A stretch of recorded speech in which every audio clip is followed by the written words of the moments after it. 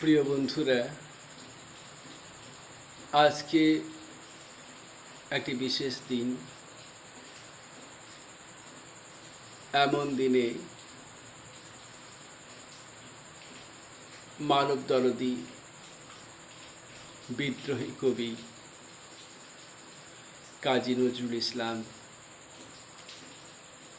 আমাদের ছেড়ে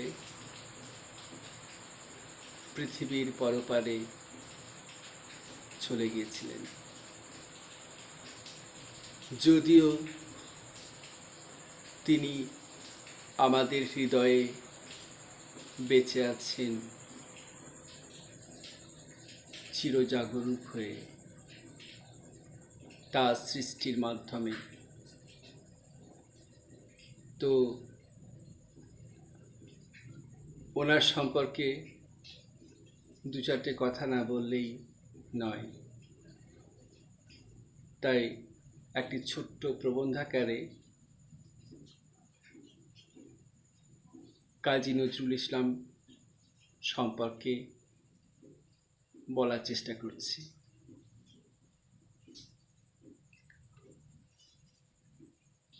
বিদ্রোহী কবি কাজী নজরুল। কলমে কণ্ঠে মনোজ ভট্টাচার্য। সাহিত্যের ভাগ্যাকাশে দুই উজ্জ্বল নক্ষত্র, রবীন্দ্রনাথ ও নজরুল। ব্রিটিশের অত্যাচারের চরম পর্যায়ে মানবদরদী কবি কাজী নজরুল ইসলামের আবির্ভাব।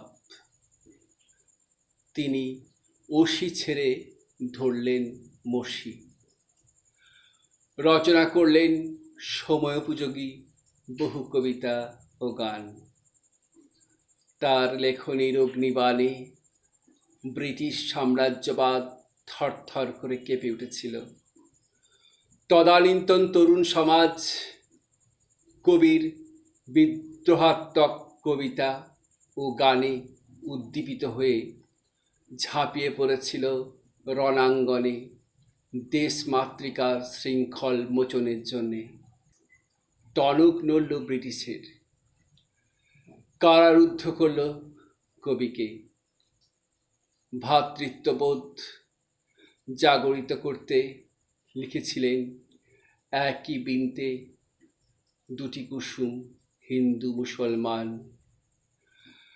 জাতপাত নিয়ে দেশের মানুষের, জাতপাত নিয়ে দেশীয় মানুষ যারা ছিনিমিনি খেলছে, তাদের উদ্দেশ্যে তিনি লিখলেন, জাতের নামে বজ্জাতি সব জাত জালিয়াত খেলছো জুয়া, ছুলে তোর জাত যাবে, জাত ছেলের হাতে নয়কো মোয়া।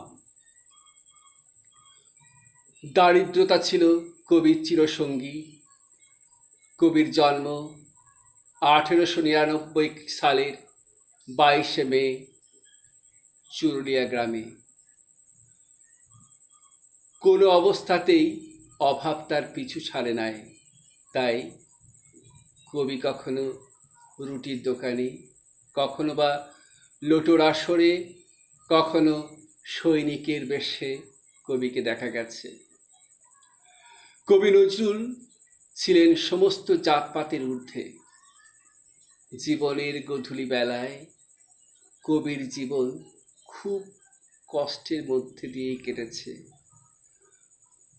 পক্ষাঘাত পঙ্গু নির্বাক এক জড়পিণ্ডে পরিণত হয়েছিলেন তিনি। পত্নী প্রমীলা দেবী আজীবন কবির ছায়া সঙ্গিনী হয়ে শিওরে থেকে সেবা করে গেছেন। 1976 সাল বাংলার 1383 12ই ভাদ্র কবি বাংলাদেশের পিজি হাসপাতালে শেষ নিঃশ্বাস ত্যাগ করলেন। চিরনিদ্রায় নিদ্রিত হলেন তিনি ধরণীর কোলে। সর্বশেষে